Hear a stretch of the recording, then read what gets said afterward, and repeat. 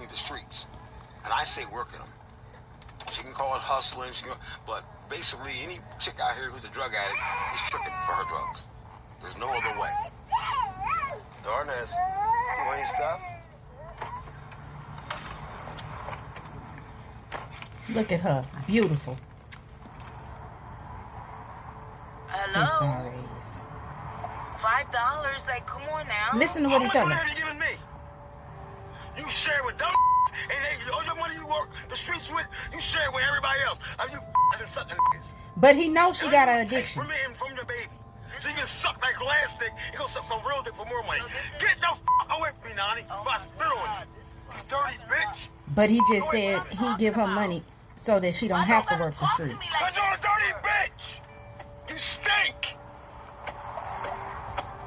You smell. This is. That's what codependency is. That's codependency. That's codependency at its finest. And that's a man who is looking for a woman to manipulate, use, and abuse. That's not somebody that loves her. That's not somebody that sees any value in her. That's not somebody that's waiting on her to get her life together so that he can level up as well. She's not holding him back. And if anything, he's holding her back. This situation happens a whole lot. This situation happens more often than it should. And the pathology to the men like this, the pathology to the men like this is running rampant. Okay?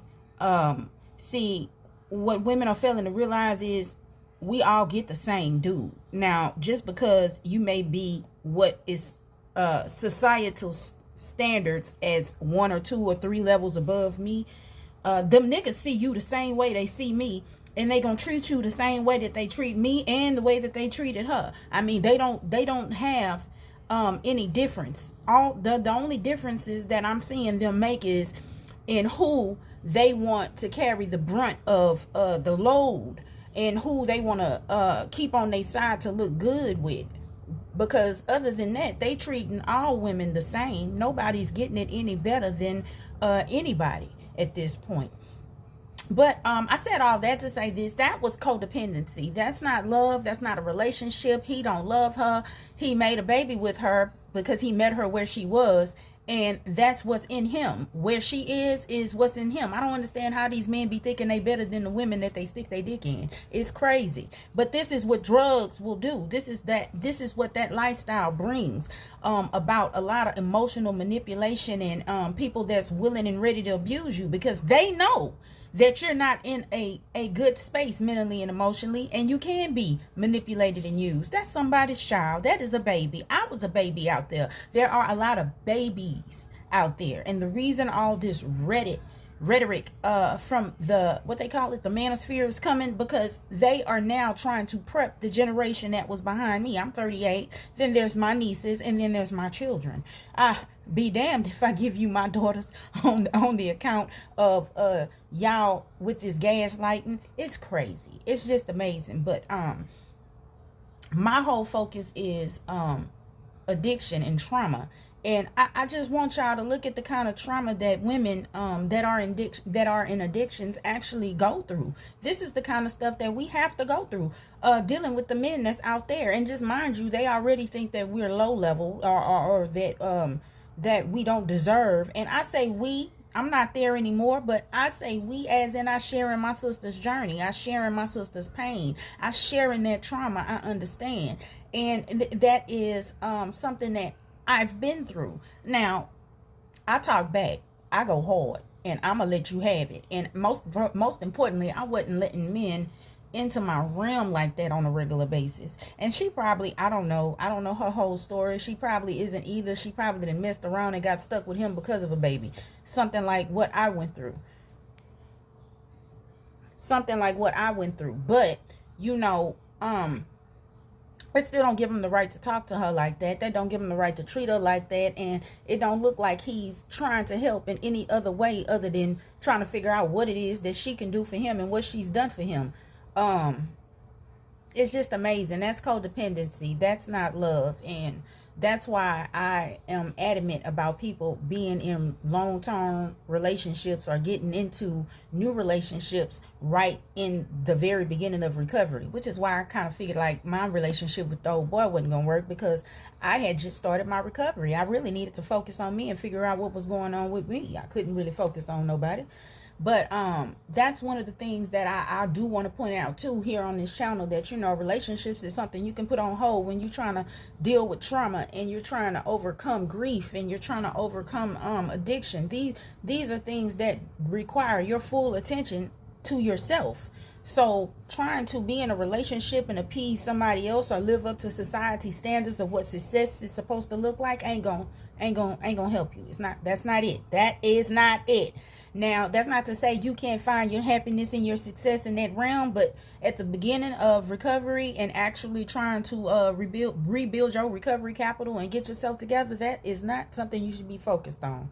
You should not be coming out of your addiction with men like that. You should not be coming out of your addiction and trying to rebuild yourself and deal with trauma with a man like that. So if you have a child with a man like that, guess what you might have to do? Cut that man off. Yeah. So that's just all I wanted to add to that. It was so sad, and it was kind of heartbreaking, and I just wanted to point this out to y'all, like this is what we be dealing with out there. So the man that got me was a man that wasn't acting like that and truly had made me feel and believe that he actually loved me. You know, he really sent in the representative. I got the initial gist of it now, but you know, it happens to the best of us.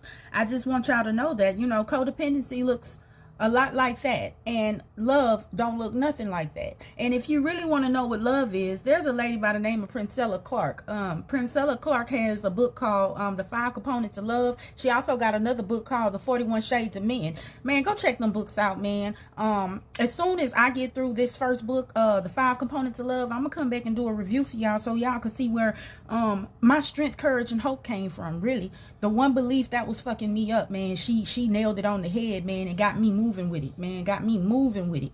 I can't do nothing but give the lady a shout out. Her, Cynthia G. Now, it's a lot of stuff Cynthia G be saying I can't agree with, because I got a son. We gonna have to figure out another way around the whole just throwing them to the wolves. PB saying that too, but I feel like we're gonna have to find another solution. But and it's another person, Tanya TKO. I listen to her. Who else? Oh, for the younger girls, y'all definitely should listen to I want to say her name is Shani. Is her name Shani? I'm gonna find her. I'm gonna find the girl that I'm talking about. Is it Yvonne? Yanni.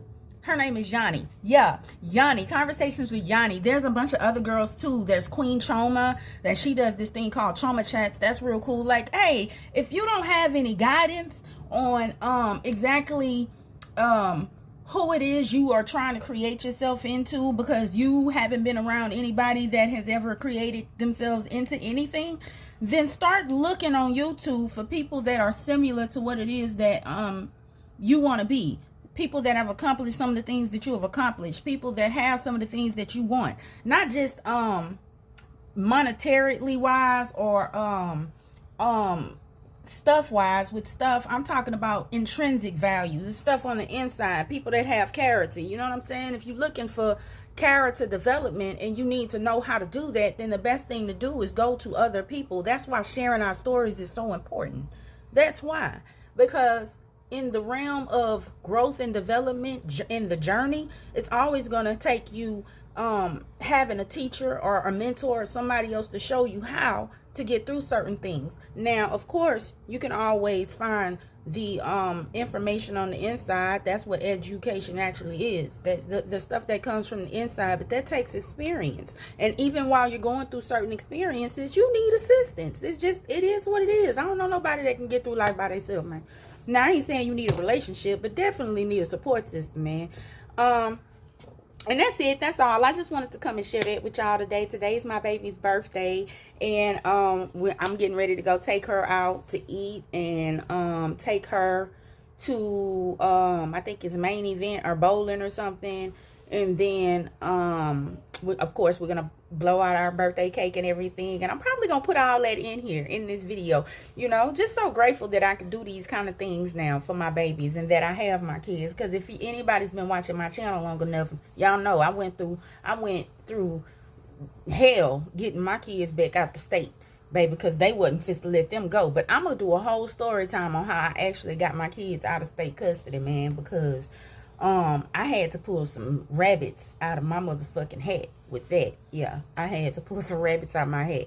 But I'm magic, so I could do that kind of shit. But anyway, it was good talking to y'all, my roses. I'll be back for another conversation probably tomorrow or the day after tomorrow. Holla.